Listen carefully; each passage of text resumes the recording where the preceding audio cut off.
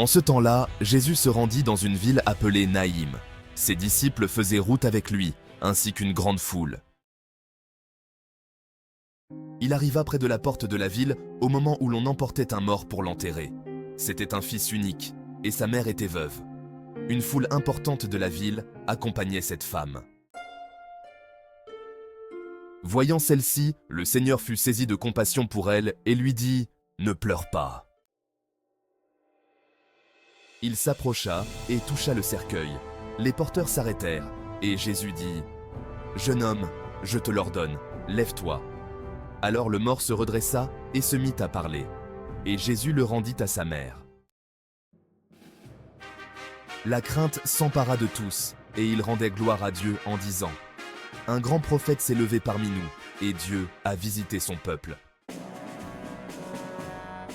Et cette parole sur Jésus se répandit dans la Judée entière et dans toute la région.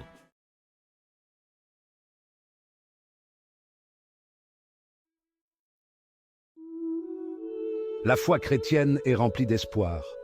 En son cœur se trouve une promesse puissante, la promesse de la résurrection. C'est la croyance que la mort n'est pas la fin. Au contraire, c'est une transition vers une nouvelle vie, une vie qui dépasse notre compréhension actuelle.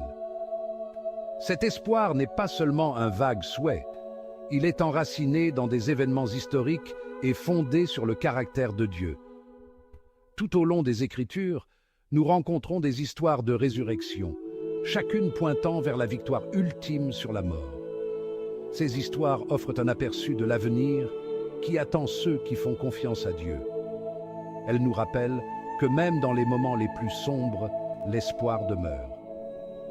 Cet espoir n'est pas réservé à quelques élus, mais à tous ceux qui croient. La promesse de la résurrection est une source de réconfort et de force pour les chrétiens du monde entier. Elle nous permet de faire face aux défis de la vie avec courage, sachant que cette vie n'est pas tout ce qu'il y a. La mort, bien qu'une réalité, perd son aiguillon. Elle est transformée d'une fin en un nouveau commencement. La résurrection de Jésus-Christ est la pierre angulaire de la foi chrétienne. C'est l'événement sur lequel reposent tous les autres enseignements chrétiens. Les évangiles fournissent des récits détaillés de la mort de Jésus et de sa résurrection. Ils décrivent comment il a été crucifié, enterré dans un tombeau, et comment, le troisième jour, le tombeau a été retrouvé vide. Jésus ressuscité est apparu à ses disciples, offrant une preuve tangible qu'il avait vaincu la mort. Ces apparitions n'étaient pas des incidents isolés. Il a été vu par des individus et des groupes, dont plus de 500 personnes à la fois. Les disciples, initialement accablés de chagrin et de doute, ont été transformés par ces rencontres. Ils sont devenus des témoins audacieux de la résurrection, répandant le message d'espoir dans tout l'Empire romain. La résurrection de Jésus n'est pas simplement un événement historique.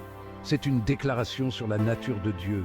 Elle démontre le pouvoir de Dieu sur la mort et son amour pour l'humanité. Par la résurrection de Jésus, Dieu nous offre la même espérance d'une vie nouvelle, une vie libérée des limitations de ce monde. La résurrection de Jésus n'a pas été un événement isolé dans l'histoire. Les évangiles rapportent d'autres résurrections qui se sont produites à l'époque du ministère de Jésus, renforçant encore la réalité de la résurrection. Ces récits, bien que moins détaillés que les récits de la résurrection de Jésus, servent d'écho puissant, renforçant le message d'espoir. L'un de ces récits est la résurrection de Lazare, un ami proche de Jésus. L'histoire, que l'on trouve dans l'évangile de Jean, décrit comment Lazare tomba malade et mourut. Jésus, arrivant 4 jours plus tard, ordonna à Lazare de sortir du tombeau, et miraculeusement, il le fit. Cet événement, dont beaucoup ont été témoins, a servi de puissant présage de la propre résurrection de Jésus et a démontré son autorité sur la mort. Ces récits de résurrection, tissés dans la trame des évangiles, offrent une tapisserie d'espoir.